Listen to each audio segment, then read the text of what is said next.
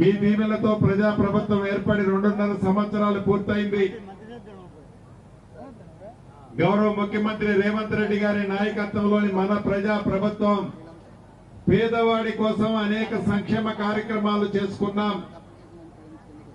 రాష్ట్ర ఆర్థిక పరిస్థితి సహకరించకపోయినా అభివృద్ధి కార్యక్రమాలు కూడా ఎక్కడా కుంటుపడకుండా రెండు కళ్ళలా అభివృద్ధిని సంక్షేమాన్ని జోడెడ్లలా మీ దీవెనలతో ఈ ప్రజా ప్రభుత్వం ఈ తెలంగాణ రాష్ట్ర ప్రజలకు అందిస్తుంది.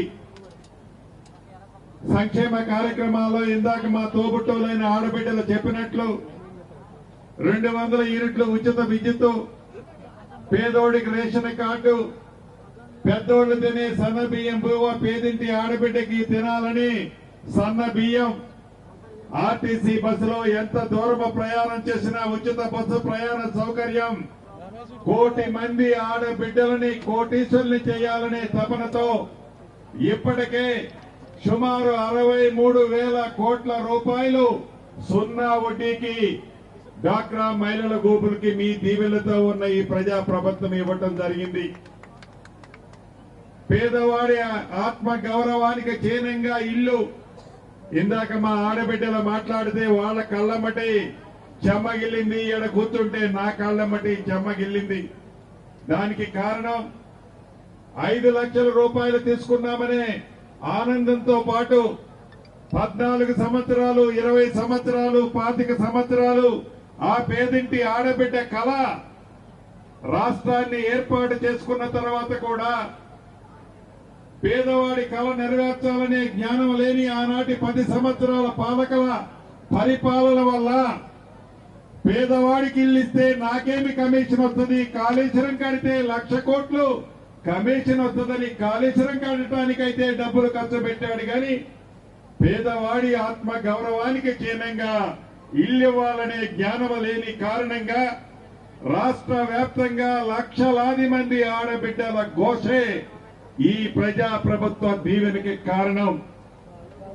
దాన్ని గ్రహించిన ఈ ప్రజా ప్రభుత్వం మొదట విడత 4.5 లక్షల ఇల్లు ఇచ్చాం. రెండవ విడత ఇయాలనే సంతకం పెట్టి వచ్చాను. రాబోయే 4-5 రోజుల్లో మళ్లీ ఇల్లు ఇవ్వబోతున్నాం రాష్ట్ర వ్యాప్తంగా. ఈసారి ప్రతి నియోజకవర్గానికి తక్కువలో తక్కువ 2,000 ఇల్లు ఇస్తున్నాం.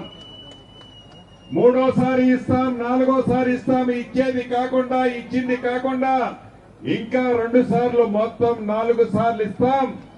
అర్హులైన ప్రతి పేదవాడికి నీది ఏ కులమని అడగం, నీది ఏ మతం అని అడగం, నీది ఏ పార్టీ అని అడగం. నువ్వు పేదవాడు అయ్యుంటే చాలు. ఈ పేదవాడి ఆత్మ గౌరవానికి చిహ్నంగా ఇల్లిచ్చే బాధ్యత ఈ ప్రజా ప్రభుత్వంలో మాది. కాబట్టి రాష్ట్ర వ్యాప్తంగా ఉన్న ఏ పేదవాళ్లు నిరుత్సాహపడాల్సిన అవసరం లేదు. జీహెచ్ఎంసీ పరిధిలో కూడా మొదటి విడత 1,00,000 ఇళ్లు కట్టాలని నిర్ణయించినాం. యుద్ధ ప్రాతిపదిక మీద 1,00,000 ఇళ్లకు శ్రీకారం చుట్టాం. రాబోయే కొద్ది రోజుల్లో కూడా జీహెచ్ఎంసీ పరిధిలోని పేదవాళ్లకి ఇల్లు ఇచ్చే కార్యక్రమాన్ని మొదలు పెట్టబోతున్నాం. రమారమి ఈ 2.5 సంవత్సరాలలో నిర్మించిన 2.5 లక్షలతో కలిపి 8 లక్షల ఇళ్లు 2 సంవత్సరాలలో మీ దీవెనలతో ఉన్న ఈ ప్రభుత్వం ఇవ్వటం జరిగింది.